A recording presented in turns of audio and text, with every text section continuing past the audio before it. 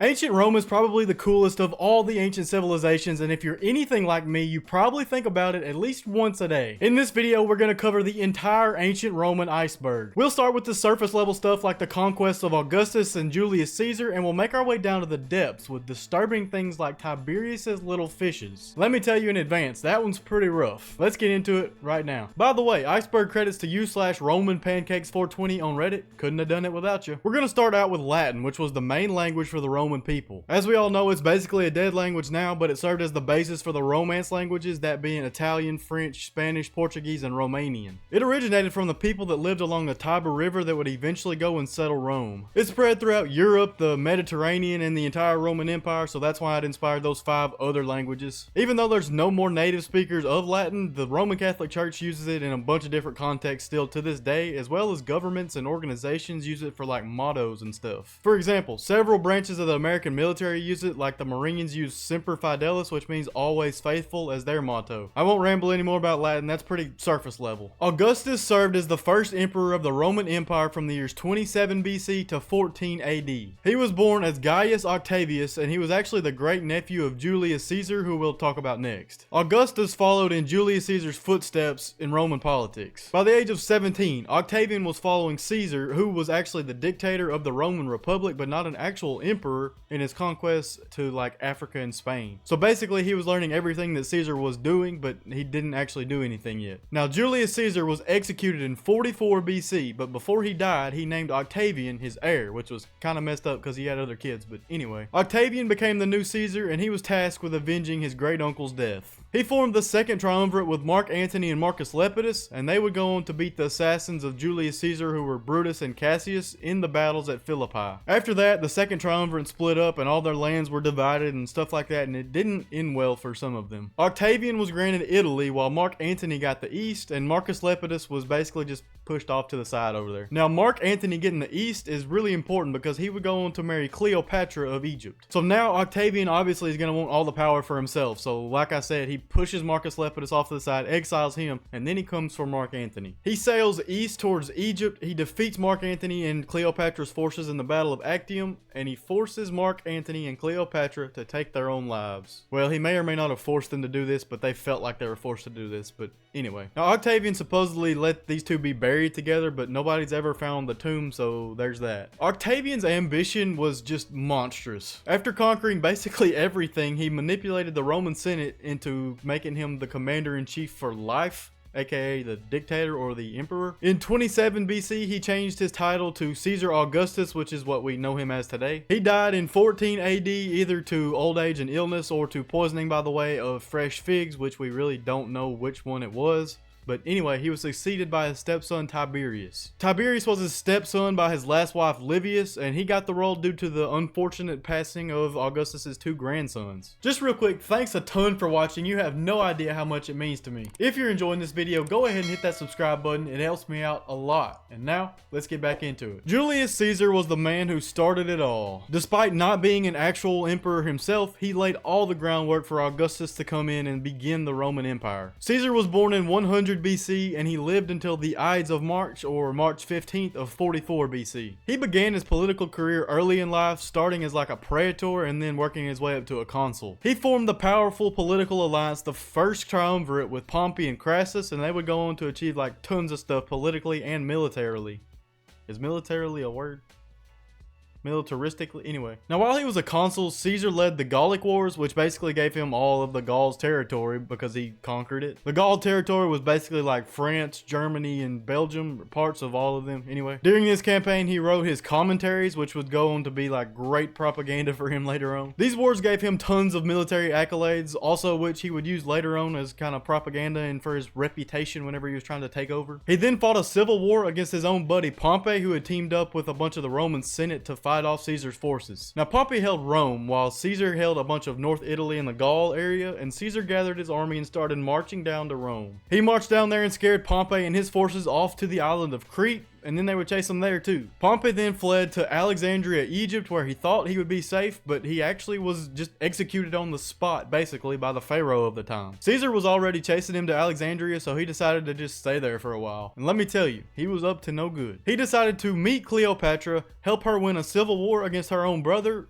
and knock her up. Their kid was named Caesarion, and while you might think that having two important parents like Cleopatra and Julius Caesar would make him like a very important character in history, he would eventually be put to death by Julius's own heir Augustus, so that, you know, he wasn't a problem in the lineage part of everything that happened with the empire. It's really unfortunate for this guy because he had so much potential, but, you know, he was just executed. After all this, Caesar was made the perpetual dictator of Rome. Not long after his declaration of being a perpetual dictator, he was assassinated by a large group of senators during a Senate session. Led by his former friends Brutus and Cassius, he was stabbed 23 times, but his death was the beginning of so much more, which leads us to our next entry, the Roman Empire. The Roman Empire was the greatest empire that the Western world has ever known, arguably the greatest empire ever. It was started in 27 BC by Caesar Augustus, and it officially lasted until 476 BC, but its legacy lived on in the East in the Byzantine Empire until 1453. No other empire has lasted for like 1500 years and still studied to this day. I mean, you could argue that Egypt was, but Egypt wasn't exactly an empire. Anyway,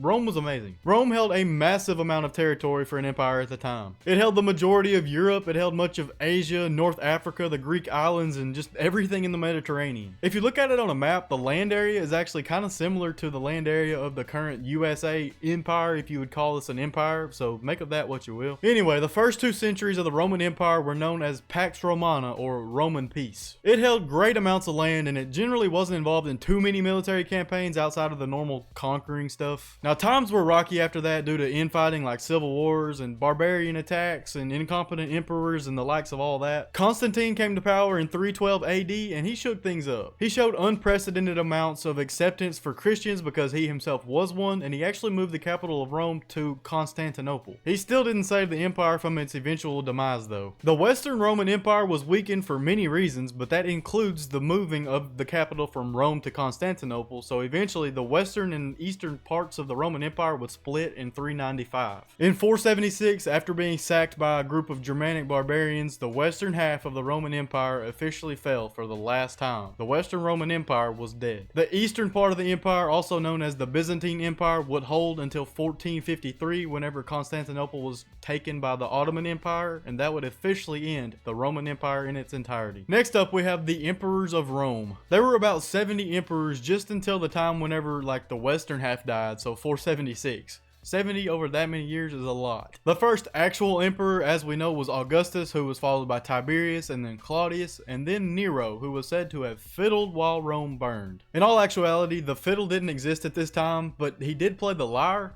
But it's also likely that he probably didn't do this at all. He was a pretty weird dude though, and eventually the Senate pressured him into ending his own life, which is sad. He was only 30, so that's rough. Now, I'm not going to mention every emperor because there's just too many of them, and you've probably never heard of over half of them, but you had good emperors like Trajan, Hadrian, and Marcus Aurelius. They were all like really cool dudes. Marcus Aurelius wrote Meditations, which is why he's basically the face of the Stoic movement of the modern man, kind of him and Miyamoto Musashi for some reason, but anyway, they were pretty cool dudes. Like I said, for the most part, the remaining emperors you haven't even heard of because most of them served for like a few months or less than a year, maybe a couple years, but still, they didn't really do anything. You get the Diocletian and then you get the Constantine, but then there's a bunch of lesser emperors before the very last emperor of the West, which was Romulus Augustulus. I swear they were just adding syllables to these names. There were also countless Byzantine emperors, but none of them really had the aura that the great Roman emperors did, so I'm not even gonna mention them. With that, we'll move on to tier 2 of the iceberg, starting with Gaul and the Golic Wars. Gaul was an area of Western Europe that encompassed France, Belgium, Luxembourg, Switzerland, the Netherlands, Germany, and North Italy. Julius Caesar was tasked with conquering Gaul, and he split it up into 3 different regions. He did this because Gaul was such like a fractured area. There were different tribes and different peoples. It wasn't like a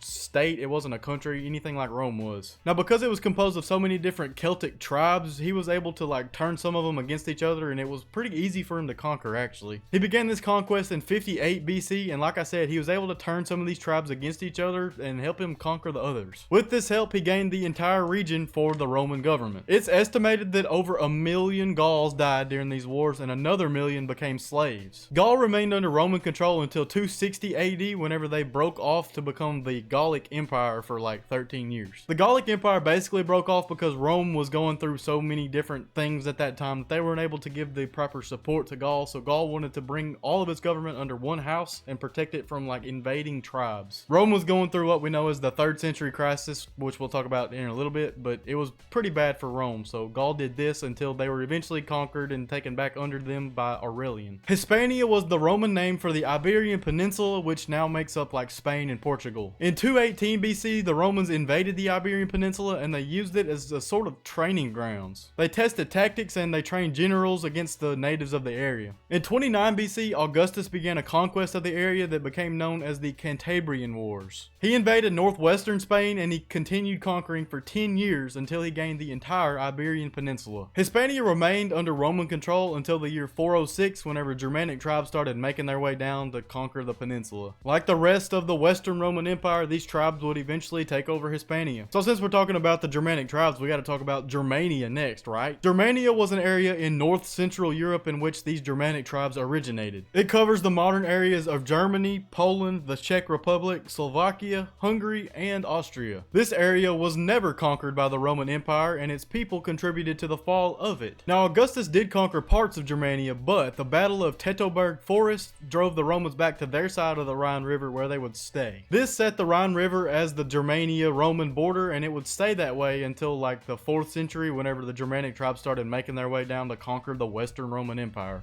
Trajan was known as the second of the 5 good emperors of Rome, and he served as the emperor from 98 AD to 117. He was actually born in Hispania, and he eventually came to power after Nerva. He accomplished a lot during his time as emperor, starting with infrastructure. He commissioned roads, bridges, buildings, harbors, and aqueducts in the empire, especially in his homeland of Hispania. Some of his bigger works still exist to this day, like the Trajan Column, the Trajan Bridge, Market Forum, all that kind of stuff. He also started a welfare program known as the Alimenta, which supported like orphans and poor kids across Rome. He was well liked among the Senate to the point where they named him the Optimus Princeps, which means the best ruler, so that's awesome. He had some really good military campaigns too. First, he conquered and annexed Dacia, which is a land that covers modern-day Transylvania and Romania. Apparently, Dacia had massive amounts of gold and silver, so whenever he beat them, he obviously padded his own pockets a little bit. He also led successful campaigns in the east. He conquered parts of Mesopotamia, Armenia, and Parthia, and he made his way all the way to the Persian Gulf. Listen to this. Whenever he got to the Persian Gulf, he broke down crying because he saw the opportunity to go conquering all the way to India like Alexander the Great did, but he saw himself as being too old. He was in his early 60s whenever all this happened, and he was actually in pretty bad health, so that makes sense, but it's so awesome. Imagine how cool and awesome you have to be in life to conquer and hold the most territory in all of Roman history and then break down crying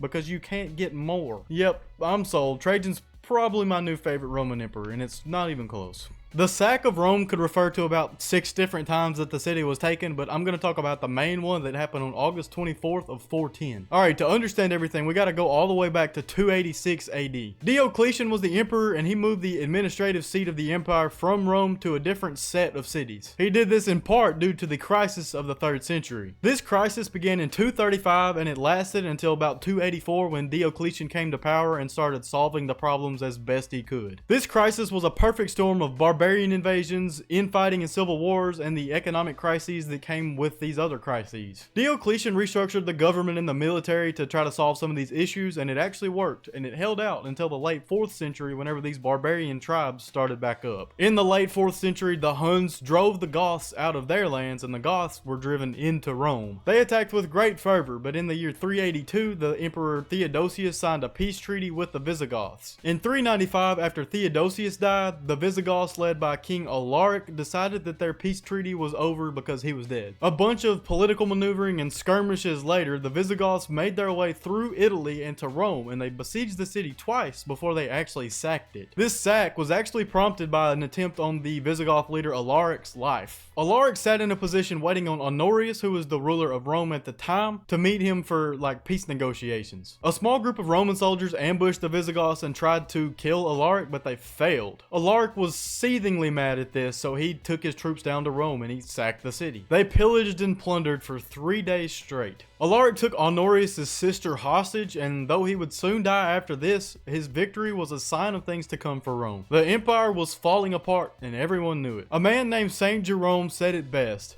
The city, which had taken the whole world, was itself taken. The Roman Republic was the government that ruled Rome from the year 509 BC to 27 BC when Augustus took over as emperor. In 509 BC, the tyrannical king Tarquin the Proud was overthrown by the people of Rome. The government was then set up as a republic with elected senators that would in turn elect 2 consuls, both of which would serve 1-year terms. They basically invented the system of checks and balances with this government. The republic was constantly at war with others because their main goal was basically just expansion. They expanded deep into Italy and other areas of the Mediterranean before eventually fighting the Punic Wars against Carthage, which we'll talk about next. There were many inner conflicts within the republic, starting with the secession of the plebeians. Much like the social caste system or different social classes we have today, the Romans had 2 specific social classes. They had the patricians and they had the plebeians. Patricians were the rich families that served as leaders in politics, held many lands, and in general were just seen as the betters in society. The rest of society, like the workers and basically everyone else, banded together and formed the plebeians, and they decided to secede in 494 BC. They essentially refused to work for the patricians at this time, and you can't blame them. They were going through a famine at the time and they had no help from the government, and they didn't even have a right to vote. They couldn't voice their opinion on how they should be treated.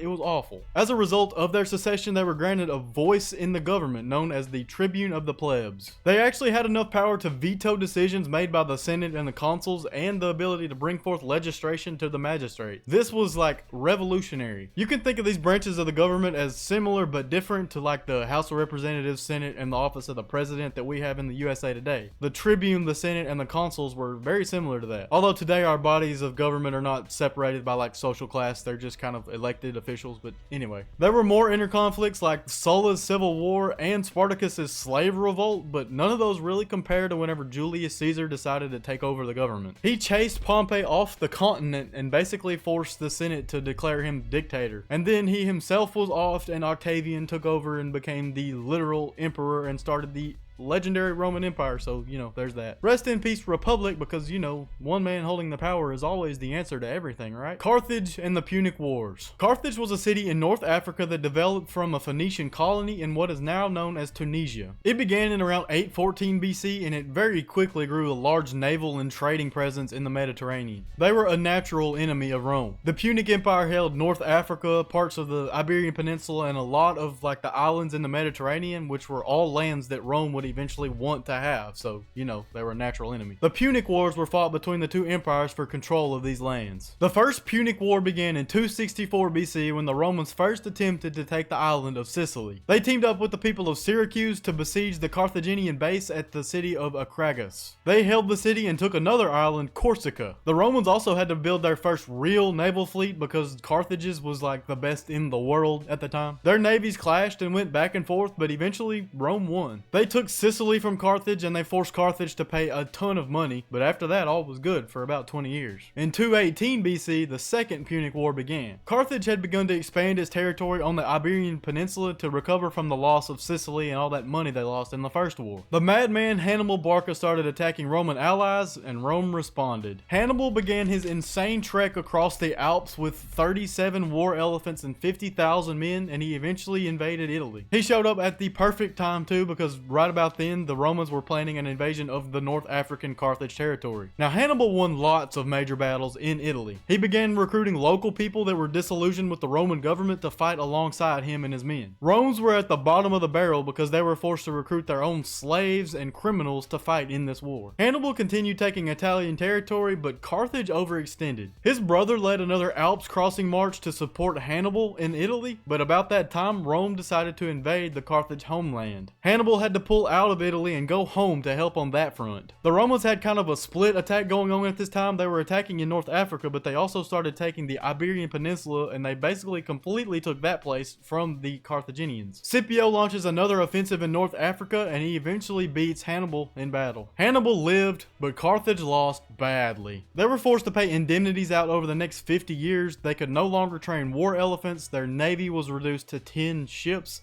Hostages were taken, and it was just in general really bad. They also couldn't attack anyone outside of the continent of Africa, and they could only attack within the continent of Africa with permission from Rome. So basically, the Carthaginian Empire was done for, right? Well, Yes, really. The Third Punic War was just the nail in the coffin. It began in 149 BC and it only lasted 3 years. Despite losing the Second War so badly and being so heavily neutered, Carthage actually recovered economically, which scared the death out of Rome. Now, Rome's ally Numidia began continuously attacking Rome, taking advantage of the fact that Carthage could not fight back. Carthage eventually got sick of this and sent an army to fight back, which violated their treaty with Rome. You cannot actually blame Carthage for this. They were being kicked while they were down and they were tired of it. Rome sent an army under the original Scipio's grandson, also named Scipio, to Carthage. Remember how I said Rome was so scared because Carthage recovered economically so quickly? Well, I personally think that they told Numidia to attack them so that they would provoke Carthage to fight back and violate the treaty so that Rome could just crush them once and for all. It was pretty much just a good excuse to destroy them because they were going to be a threat. Anyway, this new Scipio besieged the city of Carthage for 3 years before he broke through. He butchered or enslaved everyone in the city and he burned it to the ground. The Carthaginian empire and culture was completely gone and it would never really be the same again. We're gonna start this off with Nero, the man who fiddled while Rome burned. Well, to start with, he couldn't have fiddled while Rome burned because the fiddle wasn't even a thing yet, but he did play the lyre, which was another stringed instrument. He also wasn't even in Rome when it happened, but we'll get to that in a second. Nero was the 5th emperor of Rome and he succeeded his stepdad Claudius on the throne. He reigned for about 14 years after his mother Julia Agrippa was involved in tons of conspiracies to get him on the throne. First, she had Emperor Claudius's previous wife Valeria framed for adultery, which ultimately led to her death. Then she married Claudius, who happened to be her uncle. As messed up as that already is, she then convinced Claudius to make Nero his heir instead of his own son Britannicus. She then had Nero marry Claudius's daughter Octavia. Now, Octavia would have been Nero's mother's first cousin, so he kind of kept it in the family there, if you know what I'm saying.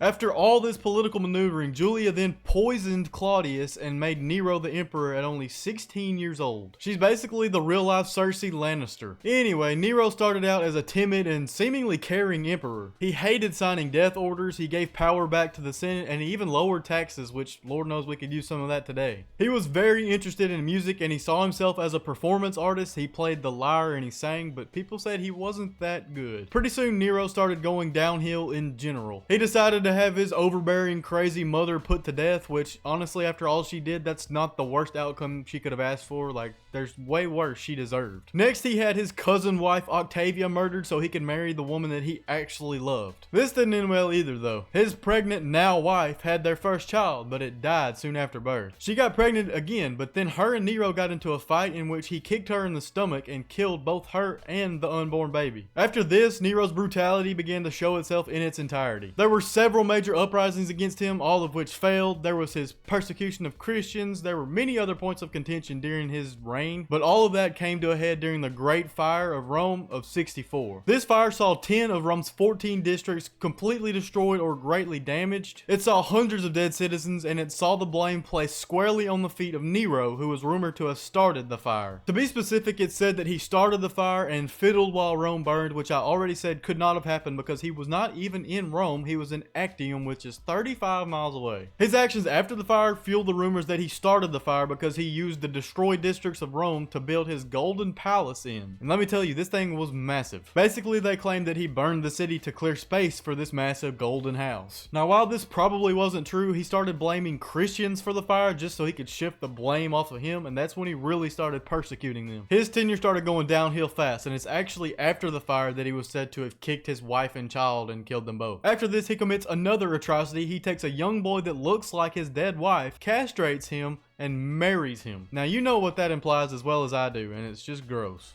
Now, eventually, one of the many revolts against his reign actually works out. He's ousted by the Senate itself, and they force him to take his own life. He's only about 30 years old at this time, and this was a roller coaster of a life of a very controversial figure. The Ptorian Guard was an elite group of soldiers, bodyguards, spies, pretty much you name it, they could do it. They were originally personal bodyguards for commanders during the Roman Republic days, but Augustus expanded and changed their function a little bit. He created cohorts of men, installing 9 at first, each of which was made up of about about 500 to 1,000 men. They had their own stations around the Roman Empire, but obviously their main station was in Rome itself. They were seen as the most elite and loyal of all Roman troops, and they were pretty much the only people that were allowed to carry weapons when in the presence of emperors, which they would use later on, which we're going to talk about. Remember when I said they did a little bit of everything? Well, aside from being imperial bodyguards, they also did crowd control, they did espionage, like they gathered intel from domestic and foreign sources, they did a little bit of firefighting whenever there were fires that broke out, and obviously they enforced the rulings of the Senate and the Emperor. They even did spec ops, like infiltrating the groups of dissenters and rebels and stuff like that. They did have a problem. They began to develop a mind of their own. They didn't just work for the Senate and the Emperor anymore. They began to sell the emperorship to the highest bidder, and sometimes they even carried out assassinations on the current emperor so that they could get the next bidder in line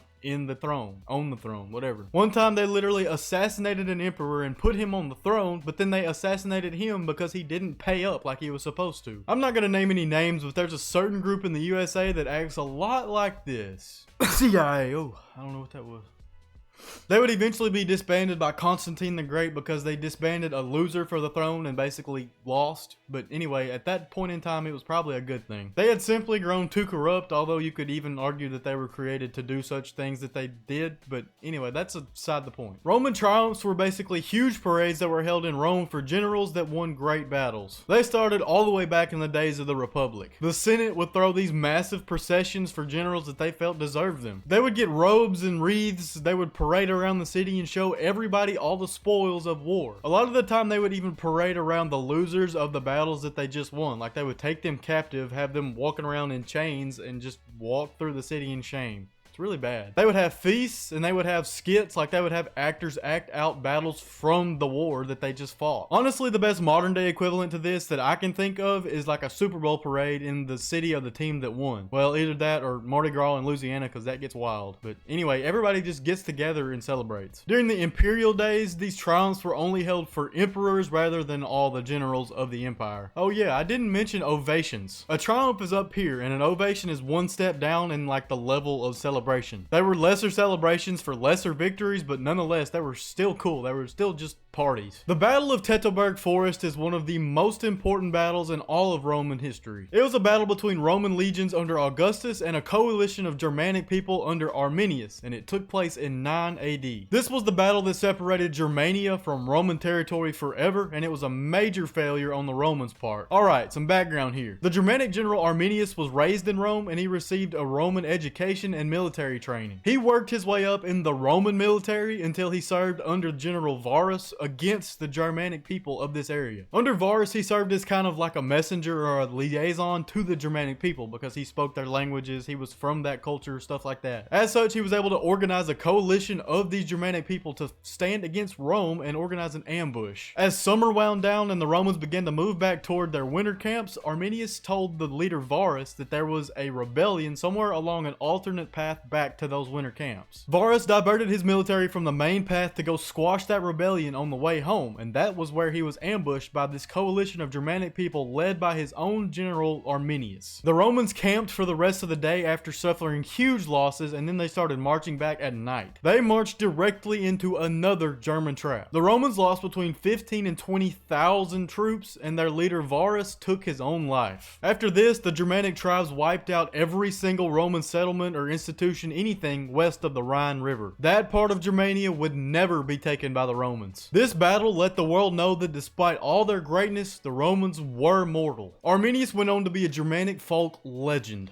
On the other hand, Emperor Augustus was said to have banged his head and said, "Quintilius Varus, give me back my legions." Caesar's civil war was a massive political conflict between Julius Caesar and his former friend and ally Pompey. It all started with Caesar's great success in Gaul, which made him enough money to pay people back in Rome to make all his political moves for him. It's all super convoluted, but to make a long story short, he wanted to serve as consul for his second term upon his return from Gaul, so he paid people to help him accomplish this. At the time, Caesar, Crassus, and Pompey were all friends and allies and made up the first triumvirate. Crassus died, and Pompey's wife, Julia, Julia, who was also Julius Caesar's daughter, also died, and that basically caused Julius and Pompey to have a falling out, and they weren't friends anymore. Pompey sided with the Senate, who believed that if Caesar came back from his great victories in Gaul and became consul for the second time, he would basically run Roman politics for the rest of his life. They were right, by the way. Whenever all this was over, he came back to Rome and declared himself dictator for life, so, you know, they had it right. Before the war, the Senate gave Pompey special control of their entire military, which led to the Civil War. They tried to charge Caesar with crimes of abusing his power whenever he was consul and in Gaul, but in all actuality, they just wanted this man out of the political limelight. He was to disband his armies at once and return to Rome. Well, he returned alright, but with his armies. He crossed the Rubicon River into Italy, and in only about 2 months he conquered the entire mainland because most of the troops sided with him over Pompey anyway. The Pompey faction fled to Greece, and Caesar returned to Rome itself and established a new senate to authorize his actions. Caesar then marched on Spain, which was where a lot of Pompey's allies and troops were, and he secured Hispania for himself. He marched on Dyrrhachium, a city in modern-day Albania, where he was all but defeated and forced to retreat. Pompey then got cocky. He engaged Caesar's forces in the Battle of Pharsalus, and his men got dog-walked. Pompey fled to Alexandria, Egypt, where he thought he would be greeted with a warm welcome, but he was basically assassinated on the spot. Now, Caesar was following him to defeat him for the final time, but he was actually really sad because he didn't want his former friend to die like that. That's when he got involved in Egyptian politics. Caesar fought on Cleopatra's side of the Egyptian succession war, and he instilled her on the throne. Now, after some funny business with her, which resulted in the love child Caesarion, he eventually returned to his own rat killing in Rome. At one point, he won a battle so easily that he came up with the legendary saying, "I came, I saw, I conquered." If you ever wonder where that came from, it was from him. He was declared dictator for life in Rome, and he set the framework for the Roman Empire to be created. The Roman Manipul system was the tactical unit of soldiers that the Roman military used before cohorts were introduced. A manipul was made up of 120 men in groups of 10 that made up a checkerboard pattern of formation. This formation was made popular during the Samnite Wars between the Roman Republic and the Samnite people during like 315 BC. This formation was more flexible than the Greek phalanx, which was necessary because of the rough terrain of the Samnium. By the way, Samnium is a place in southern Italy that was inhabited by the native Italic people, the Samnites. I didn't know this, so I figured you might not either, so there's that for you. Anyway, the soldiers in a manipul were grouped front to back in 4 different groups. At the front were the Velites, who were light skirmishers that used light swords and javelins. Next up were the Hastati, who were spearmen and swordsmen that used light armor. Like the Velites, they were younger and poorer than the next 2 positions we're going to talk about. Next up were the Princeps, who were prime, wealthy soldiers who used heavy armor, swords, and or spears, and some shields. Next up you have the Triarii, who were older soldiers that were very wealthy. They had heavy metal armor, shields, spears, and they were thought to be the best fighters in the entire Roman military. The manipular system won Rome the Samnite and Punic Wars, as well as probably the Macedonian Wars we're going to talk about later, so yeah, it was very effective as a unit. Aurelion, the restorer of the world, is next. He reigned from 270 to 275 AD, and he saved Rome from the brink of collapse following the crisis of the 3rd century. Now, we briefly mentioned this during the last Roman Iceberg video, but the 3rd century crisis was basically a perfect storm of rebellions, barbarian attacks, and economic problems for Rome. Aurelian came into power when the empire was split into 3 factions: the Roman Empire, the Golic Empire, and the Palmyrene Empire. He first reconquered the Palmyrene Empire through a series of battles in Asia Minor and a siege of the city of Palmyra. In 275, he easily took back the Golic Empire, who really didn't even want autonomy that badly. See, during the height of the 3rd century crisis, the Golic people were desperate for the help of the people of Rome because of barbarian invaders that were just tearing them up. But Rome had so many problems on the home front that they couldn't spare any troops to actually go help them. For a brief period of time, Gaul broke off and established their own empire so that they could unite under one banner to fight off all these invaders. Aurelian was basically able to go in there and say, "Hey, we'll do better this time, come on back," and they did. I think he actually did some political bribing, but we're not even going to talk about that because, you know, that just happened all the time back then. Aside from reunification, Aurelian also headed several different reformation efforts, starting with religion. Because of the great division and chaos that Rome underwent during the 3rd century crisis, they really needed a religion to unite under. Traditional Roman religion had mixed with Eastern mythology and basically wrecked any semblance of unified worship worship, so Aurelian pushed the Roman sun god Sol Invictus to be their new god to worship. It symbolized victory, stability, and eternal rule under the everlasting sun, so it was a really good attempt at monotheism. He had a massive temple built to worship Sol Invictus, and he held an annual festival of the sun god on December 25th. Now, lots of this attempt at monotheism inspired what Constantine would later do with Christianity, especially the whole December 25th is Christ's birthday despite historical records stating otherwise. Now, I am a Christian, but the whole Christ was born on December 25th and that's when we're going to celebrate his birthday thing is crazy to me, because that was not his birthday and that was not when we were commanded to celebrate his birth. It was every day that we're supposed to celebrate that. But anyway, I'm off my high horse now. Aurelian also reformed the monetary system, like he introduced a currency with less percentage of silver in it. Is the whole thing. He changed the way food distribution systems worked in Rome, like he would ensure that higher quality, larger quantity amounts of stuff were available to people for the same price as before. He had the Aurelian walls built around the 7 hills of Rome to defend the city. These walls were up to like 8 meters high and they were crucial in the defense of the city against like the barbarian invaders of the time and the times after that. In 275 AD, a group of Ptorian Guards assassinated Aurelian as he waited to go on a military campaign in Persia. Rumors spread by his own secretary panicked the Ptorian Guards and they resolved to kill one of the greatest emperors that the Roman Empire had ever seen. Now, while that's terribly sad, he had already made his mark on the world and set up the Roman Empire for success in the future, which Diocletian would like expand upon later. I feel like Aurelian would have been the greatest emperor of all time if he served more than just 5 years. Imagine what he could have done in 10. But anyway, that's beside the point. A fun fact for you, the city of Orleans in France was actually named after Aurelian, so in a way, Aurelian influences even us in the US today because New Orleans, Louisiana is named after him. So that's pretty cool. Rome in Ireland refers to the relationship between ancient Rome and Hibernia, which was the ancient name for Ireland. Rome never conquered Hibernia, likely because they had no real reason to. First of all, it was really hard to get there because they'd have to cross the Irish Sea. Hibernia didn't have many large cities, agricultural resources, or important minerals, so the risk to reward ratio for Rome just wasn't worth it. They did trade with them though. Roman goods are continuously found on Ireland, especially the east side, which is like the British side. Some Irishmen served as mercenaries in Roman armies, and Roman-style weapons were very popular in Ireland. The biggest Roman influence on Ireland was in like culture and religion though. Christianity reached Ireland by way of the Romanized British people, and it completely overhauled their entire society. You ever heard of that guy St. Patrick? Well, he was from Roman Britain and he orchestrated the spread of Christianity through Ireland, and now we have a holiday with his name attached to it where we pinch each other if we don't wear green. Man, how times have changed.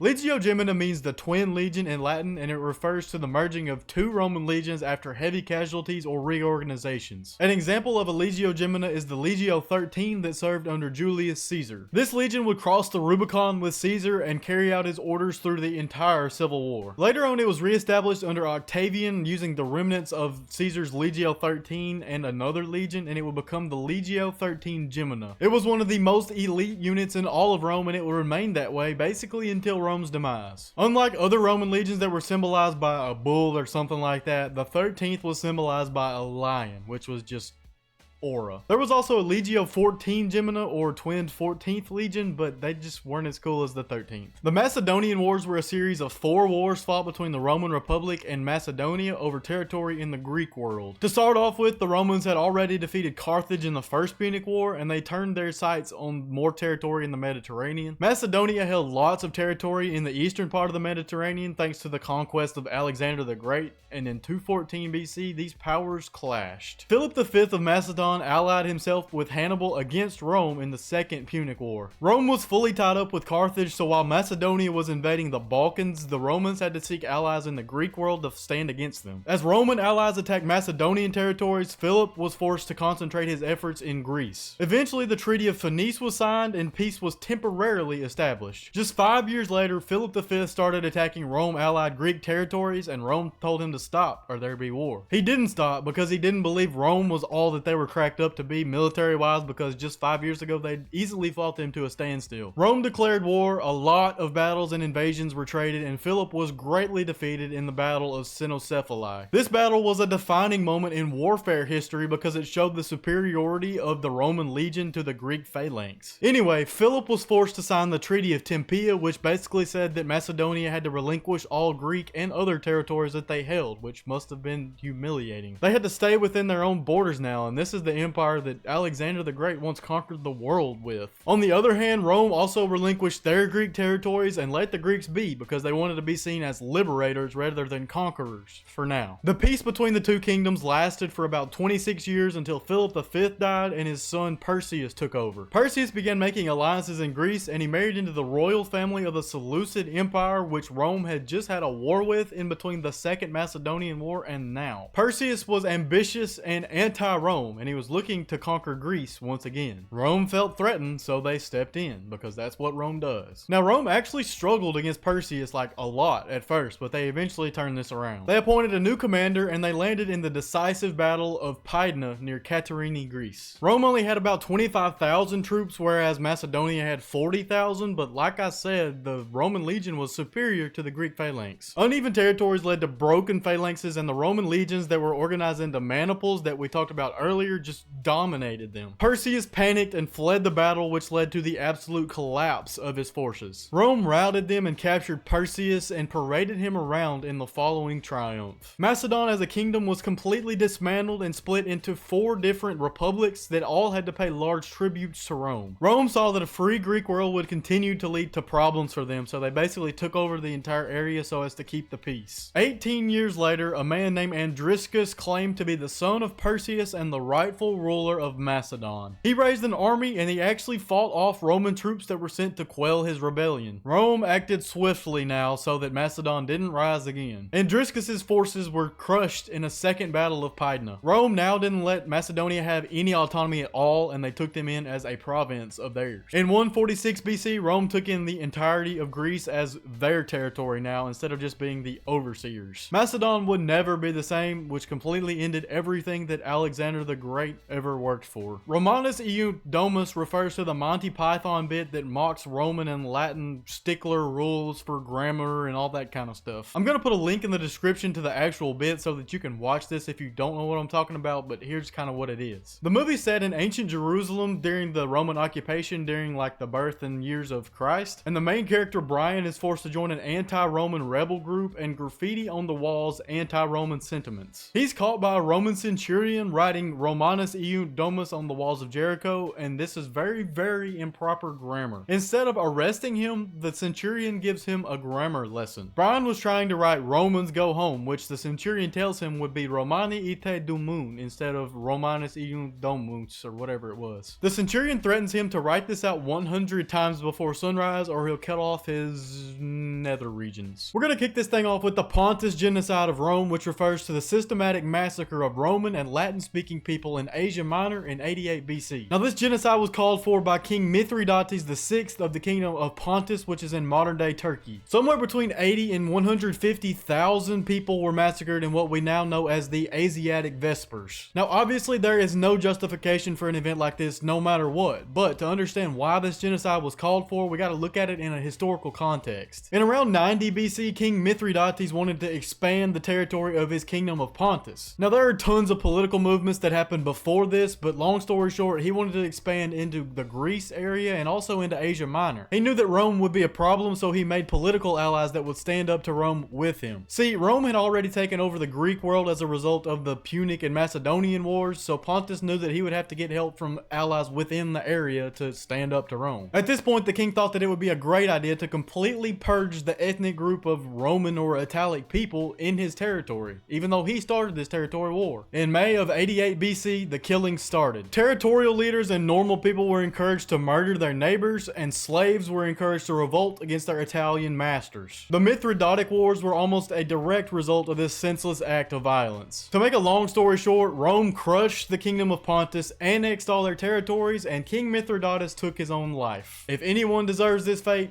it was him. The Golic sack of Rome of 390 BC was the taking of the city of Rome by the Sinoan tribe of Gaul following their victory in the Battle of Allia. First off, the Battle of the Allia was the result of the Golic tribes expanding their territory and attacking towns in northern Italy. They attacked the city of Clusium, which was an Etruscan city, and they reached out to Rome for help. Rome sent some ambassadors to Clusium, but instead of negotiating for peace, they got involved in the war itself, and they ended up killing some Golic men, which made the tribe mad. The Sinoans demanded that the ambassadors ambassadors would be handed over or at least punished, but the Romans refused. The tribe then declared war. They began marching on Rome, so Rome sent troops out to meet them near the Alia River. The orderly Romans had no idea what was about to hit them. The raging Golic barbarians completely overran the Roman troops and they marched down to Rome. Rome was completely defeated, and what followed was the Gaulic sack of Rome. The Gauls marched down to the now undefended Rome. They took the city and looted it. They burned a bunch of stuff down and they held it for ransom until a massive sum of gold was paid to them. Oh yeah, and this occupation lasted for 7 years, which is crazy. Now this sack of Rome led to many advancements for the civilization out of pure necessity. First of all, it made the Romans mad. They began to revamp their armies and organize them into Roman manipuls instead of the outdated and stiff phalanx formation, which we're going to talk about later. This revamped army system let Rome begin their great territorial expansion that you're going to see over the next few centuries, as well as win the Macedonian, Punic, and Mithridatic Wars. They also increased their defenses around the city by putting up thick stone walls that would stand and protect the city until their eventual sack by the Visigoths like 800 years later near the end of the empire. Tiberius's little fishes is a doozy. This refers to Rome's second emperor Tiberius and his exploitation of young children. Now take this entire entry with a grain of salt because the original account was written by a Roman historian who was said to have been a gossip and might not have been telling the full truth, but here's what we've got. During his retirement and exile to Capri, Tiberius was said to have created many strange sexual situations for himself, the most notorious being his little fishes. He trained young boys to swim underwater, I guess in his pool or bath or whatever, and to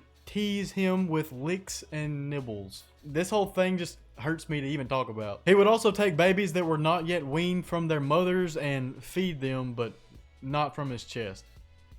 It's terrible. This is awful. Now, if any of this stuff is actually true, which we have no way of knowing if it is or not, but either way, I hope his death was very painful because... Next up, Carthage was not actually salted. This refers to the old theory that Rome salted the earth after they completely razed the city of Carthage after the last Punic War. Salting the earth was meant to symbolize pure and utter destruction as well as a curse on the land and anyone who dared to build back on the land later on. It would also make the ground all but unusable because it was infertile, like it would have messed up mineral counts with all that extra salt. Anyway, historical evidence actually completely disproves this theory because there's literally zero first-hand sources that say that Rome salted the earth on Carthage. It wasn't until the 13th century when some random Frenchman was writing about the end of the Punic Wars that any mention whatsoever came up of Rome salting the earth at Carthage. Actually, it's very likely that this is not true because just a few decades later, Rome established a Roman Carthage colony at Carthage, and later on, Augustus was even transformed this into a bustling city. There's basically no chance that the Romans actually salted the earth at Carthage. Moving on to the next tier, the Roman phalanx was the military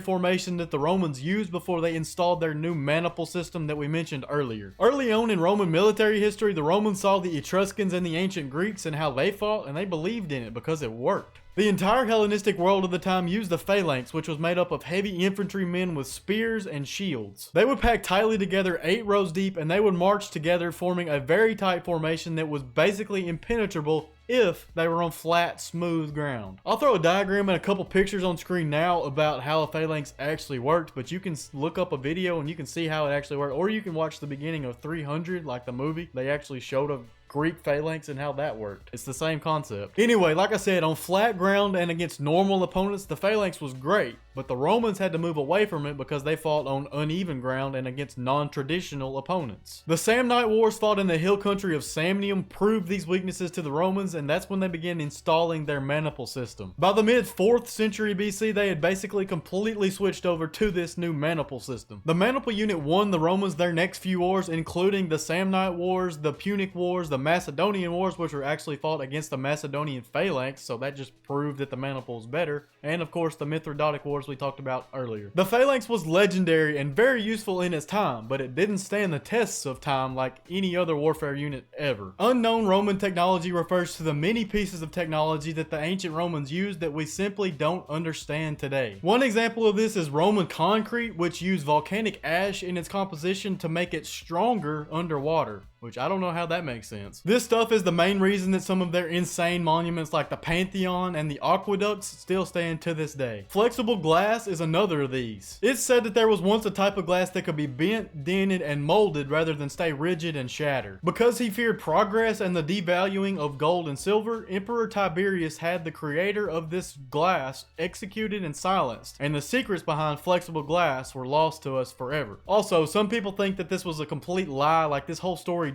didn't even exist. There was no such flexible glass. They just wanted to slander Tiberius more. So there's that for you. It sounds like that guy has some enemies that wanted to spread some very, very bad rumors about him. The Roman dodecahedron is another example of this unknown technology. It is just like its name. It's a dodecahedron that was crafted out of bronze that has no apparent usage or reason for being created. It was primarily produced and found in the Golic regions of Rome, which were big in magic and shamanism, so some people think it has mystical origins. Other people believe they could have been knitting gauges, survey tools, rangefinders, or a plethora of other things. The sheer range of the sizes of these things, because some were tiny and some were big, it just makes me think that we really will never know what these things were actually made for. The hypocaust was an advanced underfloor heating system that was perfected in ancient Rome. It used the principles of heat with pipes and ventilation systems to actually heat the buildings of the time, and it was very efficient at its job. People actually still study this thing to this day. The lost Portolan tools are the final example of this ancient technology I'm going to talk about in this one. These were ancient navigational techniques and tools that the Romans used both on land and at sea. On land, they used the groma and dioptra, which were surveying tools that they used to lay out roads and construction and stuff like that. The hodometer was very similar to the modern day odometer. It was fastened to wheels, and it would drop a pebble into a container every rotation, which would allow them to track the distance they traveled on land. They probably also had some form of this for their ships. At sea, they used solar navigational methods to get from place to place, but they were so good at this that a lot of people think they had rudimentary sea maps somehow. This is where the Portolan charts come in, because these things were traditionally medieval sea maps, but they may have had their origins all the way back in ancient Rome. Next up, we have the question, what did Rome put in the Library of Alexandria? Well, to start with, if you don't know, the Great Library of Alexandria was a massive library and research center in Alexandria, Egypt. It housed over 100 scholars at its peak, and it's said to have had between 40 and 100,000 scrolls before its destruction. These scrolls were collections of knowledge from ancient civilizations like Mesopotamia, Egypt, Greece, the entire Hellenistic world, Rome, so on and so forth. During Caesar's civil war, which we talked about in the last Roman Iceberg video, he showed up to Alexandria and got involved in their succession war. He burned Egyptian ships in the port of Alexandria, and this fire spread to the actual city itself. This fire burned some of the warehouses of the Library of Alexandria, but this was only the first time that it would get partially destroyed. It was damaged again in 272 AD when Aurelion led his Roman forces to take the city of Alexandria back from Queen Zenobia of the Palmyrene Empire. Finally, everything that was left in the library was eventually burned and destroyed by the Arab Caliph Umar following the Arab conquest of Egypt. That happened in 642 AD. Umar's biases against both pagan and Christian knowledge led him to tell his men to take all the books and scrolls from the Library of Alexandria and use them as kindling for the fires that would light the bathhouses of Alexandria, which is absolutely diabolical. Anyway, as far as Roman knowledge goes, it's very likely that there were discoveries and blueprints for all that technology we just talked about in there. Besides this, there was probably Latin literature and historical records in the library as well. Medical texts, works from the ancient world that were translated into Latin, and just basically anything could be in there. We have no written record of what was in there. It makes you wonder what kind of knowledge was actually lost whenever the Library of Alexandria was finally destroyed. Moving on to the deepest tier of this iceberg, I actually am going to add a tier or two of stuff that I want to talk about personally, so there's that for you. First, let's talk about the mythical founding of Rome. So the TLDR is this: Romulus and Remus were orphan brothers that were taken in and raised by a she-wolf, and they grew big and strong eventually. They founded Rome, Romulus killed Remus, and the rest is history. Here's the full account. Romulus and Remus were born to Rhea Silvia, who was the daughter of the king of Albalonga, and to the god of war Mars, who took took their mother Rhea against her will. The king's brother took over Albalonga by force, and he ordered the execution of the twin boys because he wanted to avoid a succession war. Instead of executing them, they placed the orphan babies on the banks of the Tiber River. Tiberius, the god of the Tiber River, saved the boys and delivered them to the she-wolf, who suckled them as her own. They were then taken in by a shepherd and became very prominent leaders in their community, despite the fact that they didn't even know who they were. Remus was imprisoned for a dispute, and Romulus organized a force to free him, and it worked. They then learned who they actually were, and they organized a force to take back their kingdom from their great uncle. They were going to kill him and restore their grandpa to the throne. Well, they did this. It worked. They then left Albalonga to form their own city, which would eventually become Rome. The two brothers got into a fight in which Remus insulted Romulus' part of the city, and Romulus killed him for it. He went on to be the first king of Rome and set the civilization up for what it would eventually become. The aura behind being raised by a she-wolf is just crazy, but this leads us perfectly into our next entry, which is that Albalonga was the first Rome. Albalonga was a city close to the seven hills of Rome that also had mythical origins. It's said to have been founded by the family of the great Trojan hero Aeneas following the defeat of the city of Troy. His son Ascanius moved to the region in 1200 BC and founded the city of Albalonga. The city served as the seat of the Latin League, which was an alliance of Latin cities and villages for hundreds of years until Rome grew up and took the entire area in for its own. The kings of Albalonga are a set of legendary kings that ruled over Albalonga for the 400-ish years between the founding of Albalonga and Rome. They were the sons of the line of Aeneas, and they would eventually spawn Romulus and Remus. Many of the same religious and cultural icons would remain the same over in Rome because, like I said, Rome was basically just Albalonga Part 2. Rome would eventually take over the territory of Albalonga and absorb it into itself. All this being said, it's actually theorized that the writer and historian Dionysius actually made up the founding of Rome and Albalonga because there was a great gap in knowledge of the origins of the entire area. This story parallels that of other Greek stories, and the fact that the founding of both of these cities was based on like Homeric works or Greek epics makes me believe that all this might not have happened. The she-wolf might have been too good to be true. Battle of Rome Lost is a concept that refers to the hypothetical idea that Rome could have fallen much earlier if any of its major military conflicts went any differently. The very first instance where Rome was in a situation like this was in 390 BC, whenever the Golic sack of Rome that we talked about earlier happened. They were very close to being wiped out by the Senones, and if this occupation lasted pretty much any longer, Rome would never have become what it is today. Another instance was during the Second Punic War, whenever Hannibal was on his legendary run. If Rome didn't launch their counterattack on the Carthage homeland exactly when they did, it's very likely that Hannibal would have been resupplied and able to stay in Italy and taken over everything. This would have solidified Carthage as the behemoth that Rome itself would eventually become. Spartacus's revolt was another situation in which Rome could have fallen to the army of revolting slaves. This would have changed mighty near everything because there were literally thousands and thousands of these escaped slaves, and they all hated Rome. Caesar's civil war going the other way would probably have led to no Roman Empire, at least no Roman Empire in the way that we knew it as today. The Republic probably would have lasted longer, but how much longer, nobody can really tell.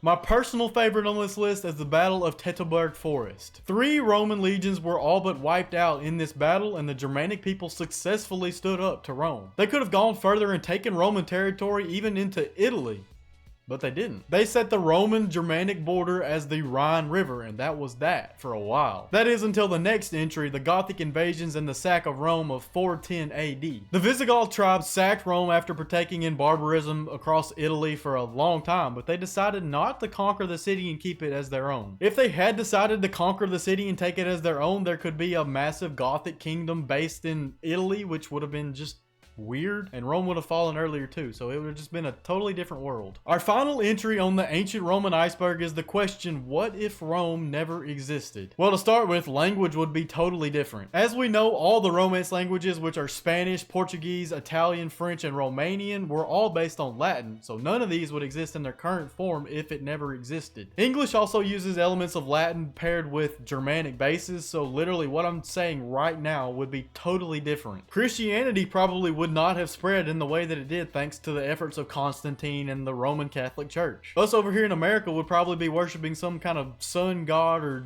jungle tree or something that we've never even heard of. Taking it way back, Macedonia could have been reestablished to what it was under Alexander the Great. Carthage could have taken over. The Germanic tribes could have formed a massive empire. There's literally an endless list of what could have happened. Alternative history is another fascination of mine, so let me know if you'd like to see something along those lines in the future, because I really like that stuff. The Roman legal system and government structure served as the basis for basically all Western structures. You've got a Senate/Parliament, executive branch, etc., and all of this would have been established totally differently. Roads, plumbing, and city planning would be totally different as well. We could even be a totally different civilization over here in America. European colonialism was done by countries that were originally under the Roman Empire and based on their practices. If Britain and France and Spain didn't come to the Americas when they did in the way that they did, there's a very good chance that we could be stuck in the Neolithic age as Native Americans still. There's really no end to the hypotheticals that could be different if Rome never existed.